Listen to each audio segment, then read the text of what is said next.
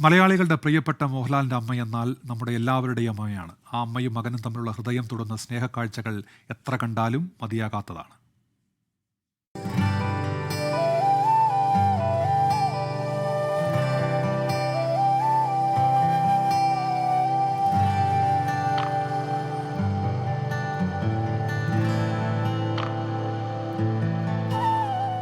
മോഹൻലാലിന്റെ അമ്മ, ആ വിശേഷണം ഒന്നു മാത്രം മതി ശാന്തകുമാരിയെ മലയാളികൾ തങ്ങളുടെ സ്വന്തം അമ്മയായി നെഞ്ചിലേറ്റാൻ. മോഹൻലാലിനെയും അദ്ദേഹത്തിന്റെ സിനിമാ യാത്രകളെയും പോലെ നമുക്ക് സുപരിചിതയാണ് ആ അമ്മയും. തന്റെ സന്തോഷത്തിലും സങ്കടത്തിലും ആ മകൻ അമ്മയുടെ അരികിലേക്ക് ഓടിയെത്തും, അമ്മയോട് ചേർന്നിരിക്കും. അമ്മയോടൊപ്പമുള്ള നിമിഷങ്ങൾ ഹൃദയത്തിന്റെ ഭാഷയിൽ ആ മകൻ കുറിച്ചിടുമ്പോൾ നമ്മുടെ കണ്ണുകളിൽ സ്നേഹക്കടൽ നിറയും.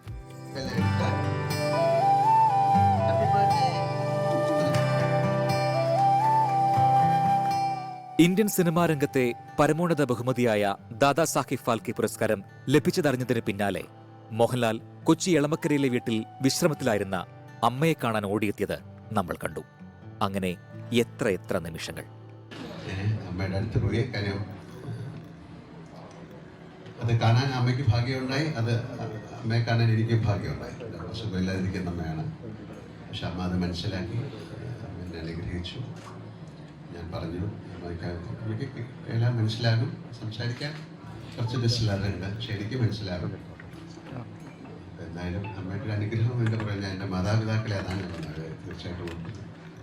ധാരാളം സംസാരിക്കാറുണ്ടായിരുന്ന ഒരമ്മ, മകന്റെ ഓരോ ഉയർച്ചയിലും അങ്ങേയറ്റം ആനന്ദം കൊണ്ട ജീവൻ. കുട്ടിക്കാലത്തെ കുറുമ്പുകളെക്കുറിച്ച് പറഞ്ഞു തുടങ്ങി മഹാനടനിലേക്കുള്ള നടന്നുകയറ്റത്തെക്കുറിച്ച് ഓർത്തോർത്തങ്ങനെ അഭിമാനം കൊണ്ടൊരമ്മ. 2 വർഷം മുൻപുള്ള ഓണക്കാലത്ത് മോഹൻലാൽ ഇങ്ങനെ എഴുതി: ധാരാളം സംസാരിക്കുമായിരുന്ന അമ്മയ്ക്ക് ഇപ്പോൾ സംസാരിക്കാൻ സാധിക്കില്ല. കണ്ണുകളിലൂടെയാണ് ഞാനും അമ്മയും ഇപ്പോൾ കൂടുതൽ മിണ്ടാറുള്ളത്. കണ്ണിൽ നോക്കിയിരുന്നാണ് ഞാൻ ആ സ്നേഹവും വാത്സല്യവും അറിയുന്നത്. ചിലപ്പോൾ അമ്മ എന്നെ ഒന്ന് തൊടും, തല ഒന്നിളക്കും. അതിലൊക്കെ ഇപ്പോൾ ഒരു ഭാഷ തിരിച്ചറിയാൻ എനിക്ക് സാധിക്കുന്നു. പണ്ട് അമ്മ എനിക്ക് ഉരുള ഉരുട്ടിത്തന്നതുപോലെ ഞാൻ അമ്മയ്ക്ക് ഉരുള നൽകും. തൊട്ടിരിക്കുക എന്ന് പറയാറില്ലേ, ആ തൊടലിലൂടെ ഒരുപാട് കാര്യങ്ങൾ അമ്മ പറയാതെ പറയുന്നുണ്ടാവണം. അങ്ങനെ അമ്മയുടെ അടുത്തിരിക്കുമ്പോൾ ജീവിതത്തിന്റെ ഒരു ചക്രം പൂർത്തിയാവുന്നത് ഞാൻ അറിയുന്നു, അനുഭവിക്കുന്നു.